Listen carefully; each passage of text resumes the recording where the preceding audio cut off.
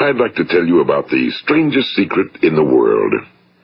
Some years ago, the late Nobel Prize-winning Dr. Albert Schweitzer was being interviewed in London, and a reporter asked him, "Doctor, what's wrong with men today?" And the great doctor was silent a moment, and then he said, "Men simply don't think." It's about this that I want to talk with you. We live today in a golden age. This is an era that man has looked forward to, dreamed of, and worked toward for thousands of years.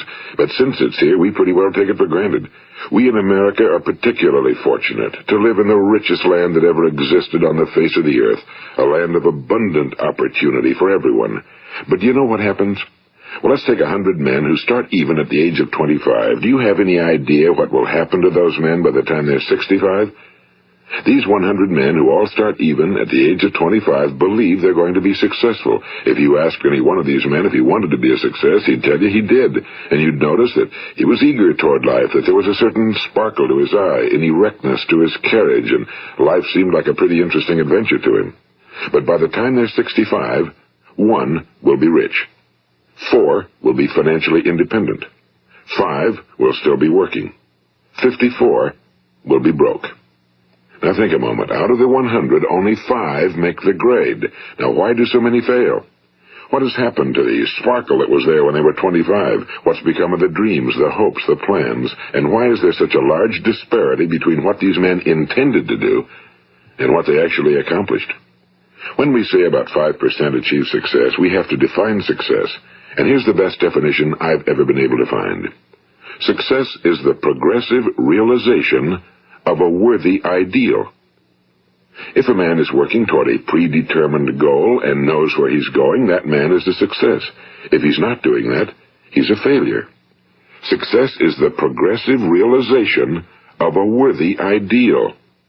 Rollo May, the distinguished psychiatrist, wrote a wonderful book called Man's Search for Himself. And in this book he says, the opposite of courage in our society is not cowardice. It is conformity. And there you have the trouble today. It's conformity, people acting like everyone else without knowing why, without knowing where they're going. Now think of it. In America right now, there are over 18 million people 65 years of age and older. And most of them are broke. They're dependent on someone else for life's necessities. Now, we learn to read by the time we're 7. We learn to make a living by the time we're 25. Usually by that time, we're not only making a living, we're supporting a family. And yet by the time we're 65, we haven't learned how to become financially independent in the richest land that has ever been known. Why? We conform. And the trouble is that we're acting like the wrong percentage group, the 95 who don't succeed. Now, why do these people conform? Well, they really don't know. These people believe that their lives are shaped by circumstances, by things that happen to them, by exterior forces. They're outer-directed people. A survey was made one time that covered a lot of men, working men, and these men were asked, "Why do you work? Why do you get up in the morning?" 19 out of 20 had no idea.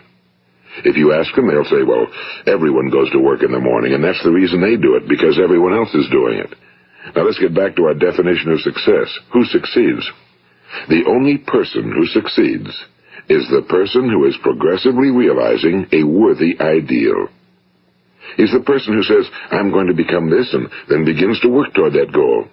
I'll tell you who the successful people are. A success is the school teacher who's teaching school because that's what he or she wants to do. The success is the woman who's a wife and mother because she wanted to become a wife and mother and is doing a good job of it.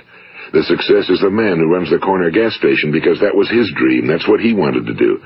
The success is the successful salesman who wants to become a top-notch salesman and grow and build with his organization. A success is anyone who is doing deliberately a predetermined job because that's what he decided to do deliberately. But only 1 out of 20 does that. That's why today there isn't really any competition unless we make it for ourselves. Instead of competing, all we have to do is create. You know, for 20 years, I looked for the key which would determine what would happen to a human being. Was there a key I wanted to know which would make the future a promise that we could foretell to a large extent? Was there a key that would guarantee a person's becoming successful if he only knew about it and knew how to use it? Well, there is such a key, and I've found it. Have you ever wondered why so many men work so hard and honestly without ever achieving anything in particular, and others don't seem to work hard and yet seem to get everything? They seem to have the magic touch. You've heard them say that about someone. Everything he touches turns to gold.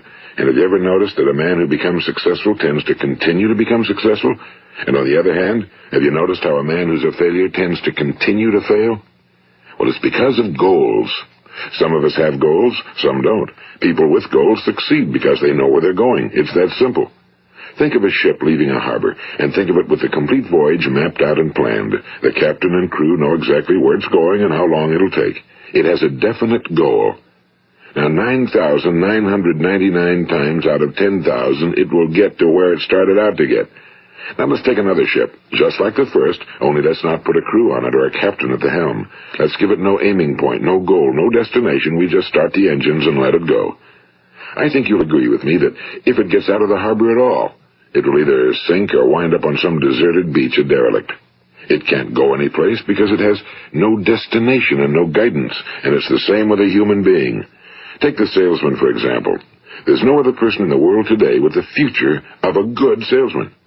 Selling is the world's highest paid profession, if we're good at it, and if we know where we're going. Every company needs top-notch salesmen, and they reward those men. The sky's the limit for them. But how many can you find? Someone once said the human race is fixed, not to prevent the strong from winning, but to prevent the weak from losing. The American economy today can be likened to a convoy in time of war. The entire economy is slowed down to protect its weakest link, just as the convoy had to go at the speed that would permit its slowest vessel to remain in formation. That's why it's so easy to make a living today. It takes no particular brains or talent to make a living and support a family today. So we have a plateau of so-called security, if that's what a person's looking for. But we do have to decide how high above this plateau we want to aim. Now let's get back to the strangest secret in the world, the story that I wanted to tell you today. Why do men with goals succeed in life and men without them fail? Well, let me tell you something which, if you really understand it, will alter your life immediately. If you understand completely what I'm going to tell you from this moment on, your life will never be the same again. You will suddenly find that good luck just seems to be attracted to you. The things you want just seem to fall in line, and from now on you won't have the problems, the worries, the gnawing lump of anxiety that perhaps you've experienced before. Doubt, fear, well, they'll be things of the past. Here's the key to success and the key to failure.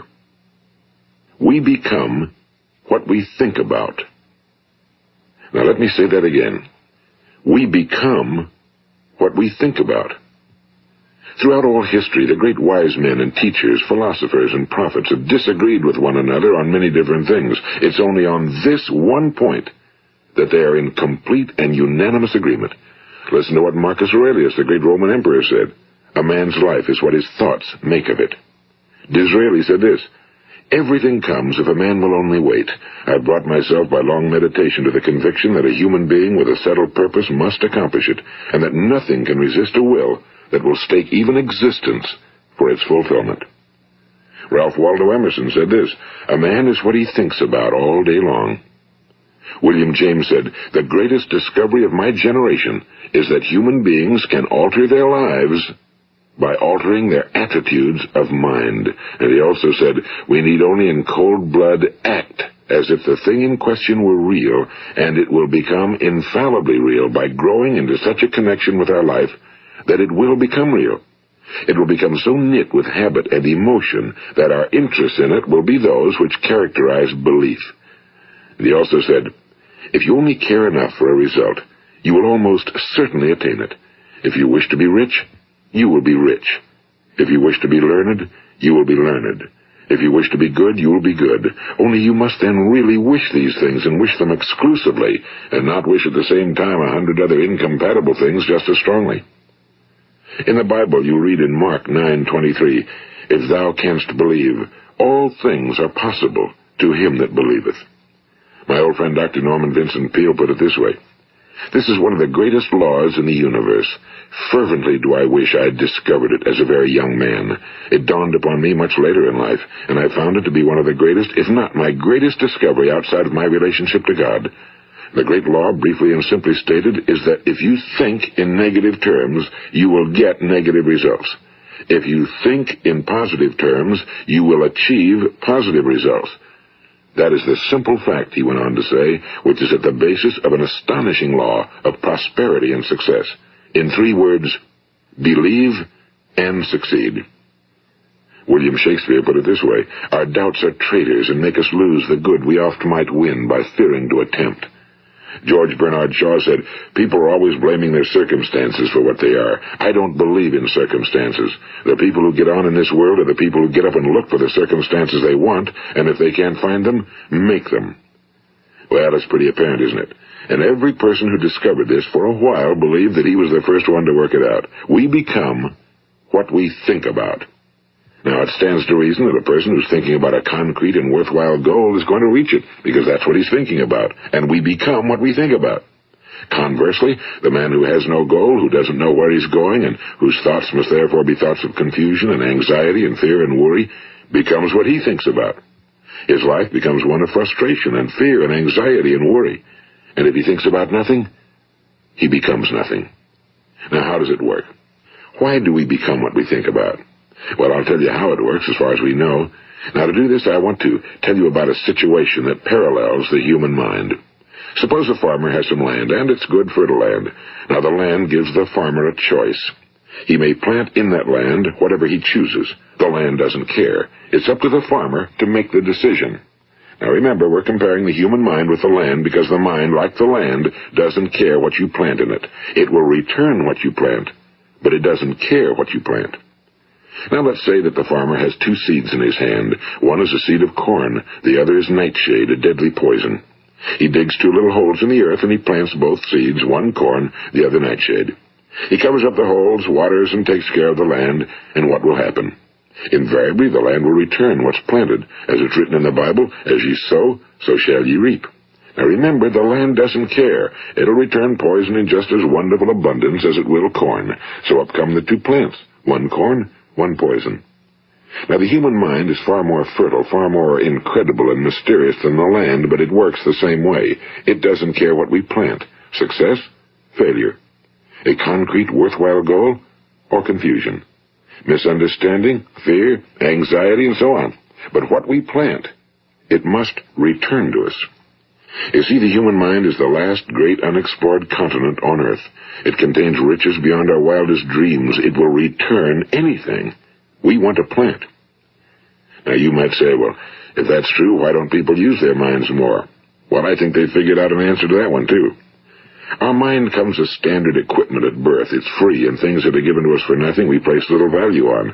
Things that we pay money for, we value. The paradox is that exactly the reverse is true. Everything that's really worthwhile in life came to us free.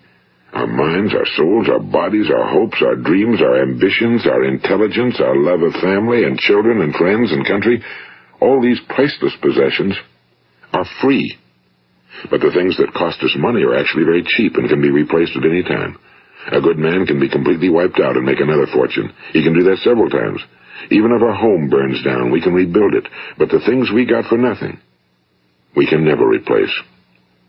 The human mind isn't used because we take it for granted. Familiarity breeds contempt. It can do any kind of job we assign to it, but generally speaking, we use it for little jobs instead of big, important ones. Universities have proved that most of us are operating on about 10% or less of our abilities. So decide now, what is it you want? Plant your goal in your mind. It's the most important decision you'll ever make in your entire life. What is it you want? Do you want to be an outstanding salesman? A better worker at your particular job? Do you want to go places in your company? In your community? Do you want to get rich? All you've got to do is plant that seed in your mind, care for it, work steadily toward your goal, and it will become a reality. It not only will, there's no way that it cannot. You see, that's a law, like the laws of Sir Isaac Newton, the laws of gravity. If you get on top of a building and jump off, you'll always go down, you'll never go up, and it's the same with all the other laws of nature. They always work. They're inflexible. Think about your goal in a relaxed, positive way. Picture yourself in your mind's eye as having already achieved this goal. See yourself doing the things you will be doing when you've reached your goal. Ours has been called the phenobarbital age, the age of ulcers and nervous breakdowns and tranquilizers. At a time when medical research has raised us to a new plateau of good health and longevity, far too many of us worry ourselves into an early grave trying to cope with things in our own little personal ways without learning a few great laws that will take care of everything for us. These things we bring on ourselves through our habitual way of thinking. Every one of us is the sum total of his own thoughts. He is where he is because that's exactly where he really wants to be, whether he'll admit that or not. Each of us must live off the fruit of his thoughts in the future, because what you think today and tomorrow, next month and next year, will mold your life and determine your future. You're guided by your mind. I remember one time I was driving through eastern Arizona, and I saw one of those giant earth-moving machines roaring along the road at about 35 miles an hour with what looked like 30 tons of dirt in it, a tremendous, incredible machine, and there was a little man perched way up on top with the wheel in his hands guiding it. And as I drove along, I was struck by the similarity of that machine to the human mind. Just suppose you're sitting at the controls of such a vast source of energy. Are you going to sit back and fold your arms and let it run itself into a ditch? Or are you going to keep both hands firmly on the wheel and control and direct this power to a specific, worthwhile purpose? It's up to you. You're in the driver's seat. You see, the very law that gives us success is a two-edged sword. We must control our thinking. The same rule that can lead a man to a life of success, wealth, happiness, and all the things he ever dreamed of for himself and his family. That very same law can lead him into the gutter. It's all in how he uses it, for good or for bad. This is the strangest secret in the world. Now, why do I say it's strange, and why do I call it a secret? Actually, it isn't a secret at all. It was first promulgated by some of the earliest wise men, and it appears again and again throughout the Bible, but very few people have learned it, understand it. That's why it's strange, and why for some equally strange reason it virtually remains a secret. I believe that you could go out and walk down the main street of your town and ask one man after another what the secret of success is, and you probably wouldn't run into one man in a month who could tell you. Now, this information is enormously valuable to us if we really understand it and apply it. It's valuable to us not only for our own lives, but the lives of those around us, our families, employees, associates, and friends. Life should be an exciting adventure. It should never be a bore. A man should live fully, be alive. He should be glad to get out of bed in the morning. He should be doing a job he likes to do because he does it well. One time I heard Grove Patterson, the great late editor-in-chief of the Toledo Daily Blade, make a speech, and as he concluded his speech, he said something I've never forgotten. He said, "My years in the newspaper business have convinced me of several things. Among them, that people are basically good, and that we came from someplace, and we're going someplace. So we should make our time here an exciting adventure.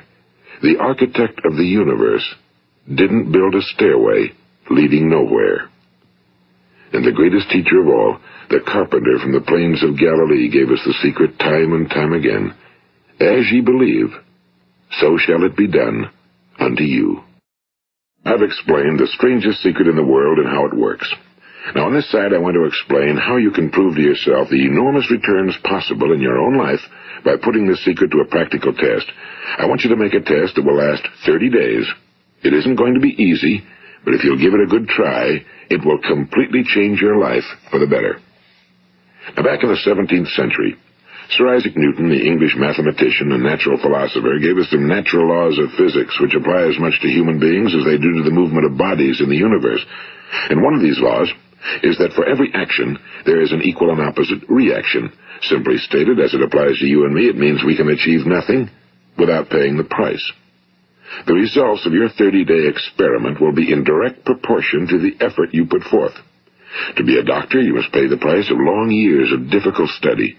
To be successful in selling, and remember that each of us succeeds to the extent of his ability to sell. Selling our families on our ideas, selling education in schools, selling our children on the advantages of living the good and honest life, selling our associates and employees on the importance of being exceptional people. To, of course, the profession of selling itself. But to be successful in selling our way to the good life, we must be willing to pay the price. Now, what is that price? Well, it's many things. First, it's understanding emotionally, as well as intellectually, that we literally become what we think about, that we must control our thoughts if we're to control our lives. It's understanding fully that as ye sow, so shall ye reap. Second, it's cutting away all fetters from the mind and permitting it to soar as it was divinely designed to do. It's the realization that your limitations are self-imposed and that the opportunities for you today are enormous beyond belief. It's rising above narrow-minded pettiness and prejudice. And third, it's using all your courage to force yourself to think positively on your own problem, to set a definite and clearly defined goal for yourself, to let your marvelous mind think about your goal from all possible angles, to let your imagination speculate freely upon many different possible solutions, to refuse to believe that there are any circumstances sufficiently strong to defeat you in the accomplishment of your purpose, to act promptly and decisively when your course is clear, and to keep constantly aware of the fact that you are, at this moment, standing in the middle of your own acres of diamonds, as Russell Conwell used to point out. And fourth, save at least 10% of every dollar you earn. It's also remembering that no matter what your present job, it has enormous possibilities, if you're willing to pay the price. Now let's just go over the important points in the price each of us must pay to achieve the wonderful life that can be ours. It is, of course, worth any price. 1. You will become what you think about. 2. Remember the word imagination and let your mind begin to soar. 3. Courage. Concentrate on your goal every day. 4. Save 10% of what you earn. And 5. Action. Ideas are worthless unless we act on them. Now, I'll try to outline the 30-day test I want you to make. Keep in mind that you have nothing to lose by making this test and everything you could possibly want to gain. There are 2 things that may be said of everyone. Each of us wants something, and each of us is afraid of something. I want you to write on a card what it is you want more than anything else. It may be more money. Perhaps you'd like to double your income or make a specific amount of money. It may be a beautiful home. It may be success at your job. It may be a particular position in life. It could be a more harmonious family. Each of us wants something. Now write down on your card specifically what it is you want. Make sure it's a single goal and clearly defined. You needn't show it to anyone, but carry it with you so that you can look at it several times a day. Think about it in a cheerful, relaxed, positive way each morning when you get up, and immediately you have something to work for, something to get out of bed for, something to live for. Look at it every chance you get during the day and just before going to bed at night. And as you look at it, remember that you must become what you think about, and since you're thinking about your goal, you realize that soon it will be yours. In fact, it's yours really the moment you write it down and begin to think about it. Look at the abundance all around you as you go about your daily business. You have as much right to this abundance as any other living creature. It's yours for the asking. Now we come to the difficult part. Difficult because it means the formation of what is probably a brand new habit, and new habits are not easily formed. Once formed, however, it will follow you for the rest of your life. Stop thinking about what it is you fear. Each time a fearful or negative thought comes into your consciousness, replace it with a mental picture of your positive and worthwhile goal. And there will come times when you'll feel like giving up. It's easier for a human being to think negatively than positively. That's why only 5% are successful. You must begin now to place yourself in that group. For 30 days, you must take control of your mind. It will think about only what you permit it to think about. Each day for this 30-day test, do more than you have to do. In addition to maintaining a cheerful, positive outlook, give of yourself more than you've ever done before. Do this knowing that your returns in life must be in direct proportion to what you give. The moment you decide on a goal to work toward, you're immediately a successful person. You are then in that rare and successful category of people who know where they're going. Out of every 100 people, you belong to the top 5. Don't concern yourself too much with how you're going to achieve your goal. Leave that completely to a power greater than yourself. All you have to do is know where you're going. The answers will come to you of their own accord and at the right time. Remember these words from the Sermon on the Mount, and remember them well. Keep them constantly before you this month of your test. Ask, and it shall be given you. Seek, and ye shall find. Knock, and it shall be opened unto you. For every one that asketh receiveth, and he that seeketh findeth, and to him that knocketh it shall be opened. It's as marvelous and as simple as that. In fact, it's so simple that in our seemingly complicated world, it's difficult for an adult to understand that all he needs is a purpose and faith. For 30 days, do your very best. If you're a salesman, go at it as you've never done before, not in a hectic fashion, but with the calm, cheerful assurance that time well spent will give you the abundance in return you deserve and want. If you're a homemaker, devote your 30-day test to completely giving of yourself without thinking about receiving anything in return, and you'll be amazed at the difference it makes in your life. No matter what your job, do it as you've never done it before for 30 days. And if you've kept your goal before you every day, you'll wonder and marvel at this new life you've found. Dorothea Brand, the outstanding editor and writer, discovered it for herself and tells about it in her fine book, Wake Up and Live. Her entire philosophy is reduced to the words, act as though it were impossible to fail. She made her own test with sincerity and faith, and her entire life was changed to one of overwhelming success. Now, you make your test for 30 full days. Don't start your test until you've made up your mind to stick with it. You see, by being persistent, you're demonstrating faith. Persistence is simply another word for faith. If you didn't have faith, you'd never persist. If you should fail during your first 30 days, by that I mean suddenly find yourself overwhelmed by negative thoughts, you've got to start over again from that point and go 30 more days. Gradually, your new habit will form until you find yourself one of that wonderful minority to whom virtually nothing is impossible. And don't forget the card. It's vitally important as you begin this new way of living. On one side of the card, write your goal, whatever it may be. On the other side, write the words we've quoted from the Sermon on the Mount. Ask, and it shall be given you. Seek, and ye shall find. Knock, and it shall be opened unto you. Nothing great was ever accomplished without inspiration. See that during these crucial first 30 days, your own inspiration is kept at a peak. And above all, don't worry. Worry brings fear, and fear is crippling. The only thing that can cause you to worry during your test is trying to do it all yourself. Know that all you have to do is hold your goal before you. Everything else will take care of itself. Remember also to keep calm and cheerful. Don't let petty things annoy you and get you off course. Now, since making this test is difficult, some will say, why should I bother? Well, look at the alternative. No one wants to be a failure. No one really wants to be a mediocre individual. No one wants a life constantly filled with worry and fear and frustration. Therefore, remember that you must reap that which you sow. If you sow negative thoughts, your life will be filled with negative things. If you sow positive thoughts, your life will be cheerful, successful, and positive. Now, gradually, you will have a tendency to forget what you've heard on this recording. Play it often. Keep reminding yourself of what you must do to form this new habit. Gather your whole family around at regular intervals and listen to what's been said here. You know, most men will tell you that they want to make money without understanding the law. The only people who make money work in a mint.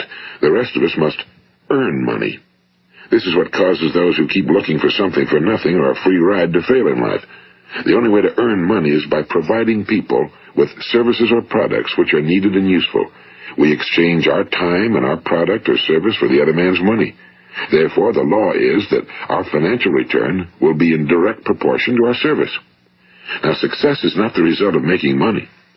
Making money is the result of success, and success is in direct proportion to our service. Most people have this law backwards. They believe that you're successful if you earn a lot of money. The truth is that you can only earn money after you're successful. It's like the story of the man who sat in front of the stove and said to it, "Give me heat, and then I'll add the wood." How many men and women do you know, or do you suppose there are today, who take the same attitude toward life? There are millions. We've got to put the fuel in before we can expect heat. Likewise, we've got to be of service first before we can expect money. Don't concern yourself with the money. Be of service.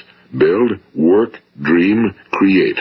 Do this, and you'll find there's no limit to the prosperity and abundance that will come to you. Prosperity, you know, is founded upon a law of mutual exchange. Any person who contributes to prosperity must prosper in turn himself.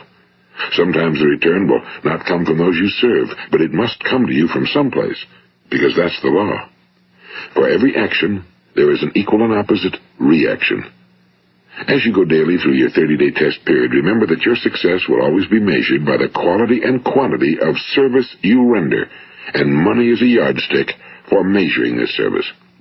No man can get rich himself unless he enriches others. Now, there are no exceptions to a law. You can drive down any street in America and from your car estimate the service that's being rendered by the people living on that street. Had you ever thought of this yardstick before? It's interesting. Some, like ministers and priests and other devoted people, measure their returns in the realm of the spiritual, but again, their returns are equal to their service. Once this law is fully understood, any thinking person can tell his own fortune. If he wants more, he must be of more service to those from whom he receives his return. If he wants less, he has only to reduce his service. This is the price you must pay for what you want. If you believe you can enrich yourself by deluding others, you can end only by deluding yourself. It may take some time, but just as surely as you breathe, you'll get back what you put out. Don't ever make the mistake of thinking you can avert this. It's impossible. The prisons and the streets where the lonely walk are filled with people who tried to make new laws just for themselves. We may avoid the laws of man for a while, but there are greater laws that cannot be broken. An outstanding medical doctor recently pointed out 6 steps that will help you realize success. 1. Set yourself a definite goal. 2. Quit running yourself down. 3. Stop thinking of all the reasons why you cannot be successful and instead think of all the reasons why you can. 4. Trace your attitudes back through your childhood and try to discover where you first got the idea you couldn't be successful, if that's the way you've been thinking. 5. Change the image you have of yourself by writing out a description of the person you would like to be. And 6. Act the part of the successful person you have decided to become. The doctor who wrote those words is a noted West Coast psychiatrist, Dr. David Harold Fink. Do what the experts since the dawn of recorded history have told you must do. Pay the price by becoming the person you want to become. It's not nearly as difficult as living unsuccessfully. Make your 30-day test, then repeat it again, and each time it will become more a part of you until you'll wonder how you could ever have lived any other way. Live this new way, and the floodgates of abundance will open and pour over you more riches than you may have dreamed existed. Money? Yes, lots of it. But what's more important, you'll have peace. You'll be in that wonderful minority who lead calm, cheerful, successful lives. Start today. You have nothing to lose, but you have a whole life to win. This is Earl Nightingale, and thank you.